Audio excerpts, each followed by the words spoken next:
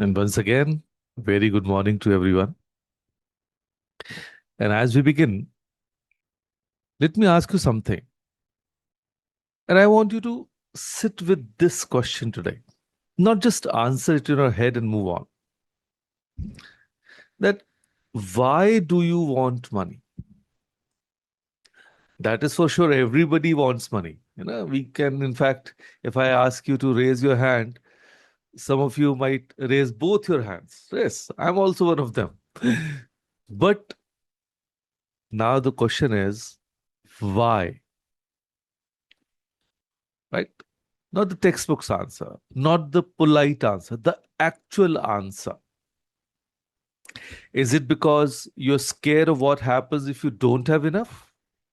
Or is it because someone around you seems to have more and it makes you quietly uncomfortable? Or is it because you feel like you should be further along by now and money feels like a proof that you are? Or, and this is the question I really want you to hold. Is it because you have a specific, personal, deeply meaningful reason that makes you want to build something lasting? Now, the answer to that question is not small, it is, in fact, everything. Because today we are not going to talk about how to make money, we are going to talk about something that determines whether the money you make actually makes you happy. So, we are going to talk about the why behind the wealth. Yes, because wealth built from purpose lasts longer than wealth built from pressure. Let me say that again. Wealth built from purpose lasts longer than wealth built from pressure. And here's something I want you to notice around you and maybe recognize in your own self. We live in the most comparison saturated era in human history. Yes. And for Indians, we've always had the added spice of extended family opinions and neighborhood benchmarking. It is particularly intense. Your cousin just bought a car. Your colleague got promoted. Your school friend's wedding photos showed a destination ceremony in Bali. Or your neighbor is renovating their kitchen again. And somewhere in that scroll, that conversation, that family gathering, a quiet pressure builds. Earn more, show more, be more, faster, now. So this is wealth built from pressure. It has a very particular, in fact, set of symptoms. So if you want to write it down, just make two columns. One column should be wealth from pressure. The second one, wealth from purpose. So let's make two columns. One says wealth from pressure, the second one says wealth from purpose. Now, thinking about those accumulations, that is from pressure, you earn more but feel more anxious. Every goal reached reveals a new gap. You work harder, but rest feels wrong. No amount ever feels enough, and success feels hollow, or even, let me say, temporary. And money becomes an end, not a tool. So, all these points shared are wealth from pressure, and you'll agree with me on that. But when we talk about wealth from purpose, you earn with a clear reason driving you. Every goal reached feels genuinely satisfying. Rest is earned and received without guilt. And enough is something you can actually feel, isn't it?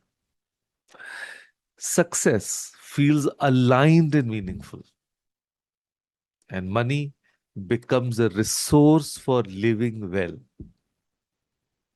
So, when we talked about the first column, wealth from pressure, that is not ambition.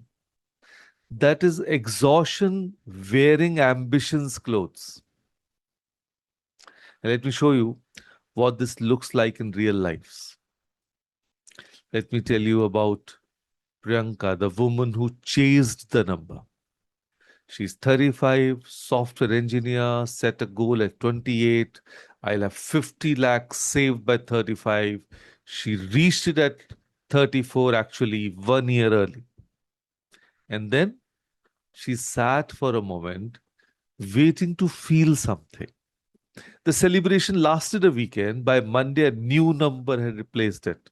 1 CR, 1 crore. Same anxiety, same restlessness, same feeling of never quite arriving. Priyanka was building wealth without purpose. She had a target, but not a reason. So every milestone was a moving goalpost, and she was perpetually behind even when she was ahead. The number changed, but the emptiness didn't. Let me tell you about Vandana. She's a homemaker, but with a hidden why. She never earned in the traditional sense.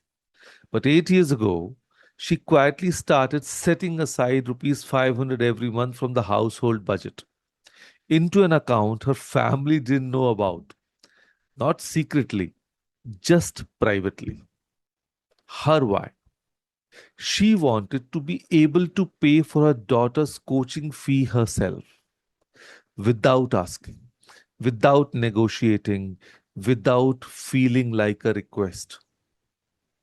The rupee 500 became 1,000 when she started selling homemade pickles to the building aunties, and then became a small catering side business. Today, Vandana has funded 2 years of her daughter's education entirely on her own. She didn't start with money, she started with a reason. The money followed. And let me give you one more example. Arun, he's 40, runs his own electrical contracting business. For 12 years, he works 7 days a week. No holidays, missed birthdays, skipped school events. The business grew, turnover doubled, then tripled. And last Diwali, his son asked him, Papa, आप आज घर पे क्यों हो? Why are you home today? The question stopped him cold. He had been building wealth, but never once asked himself for what? For whom? The pressure of growing the business had become the only goal, and everything he was actually working for had been quietly happening without him. He had built the house, he had missed living in it. So, purpose led wealth building starts with two questions. They are simple, they're not easy, but they are transformative. Question number one: why do I actually want wealth? Right? Not the surface answer. Go deep. Is it security, freedom, to give your children options you didn't have, to care for your parents without stress, to do work you love instead of work you must, or to leave something behind that matters? Whatever your answer is, that is your compass. Not a saving rate, not a market index, not your neighbor's car. Your reason, your own reason. Then, question number two: what impact will my wealth create? Wealth that is only for accumulation tends to feel hollow. Wealth that creates something, security, opportunity, freedom, legacy, generosity, tends to feel full. So, when you can answer this question clearly, something remarkable happens. Your financial decisions become easier. Your consistency improves.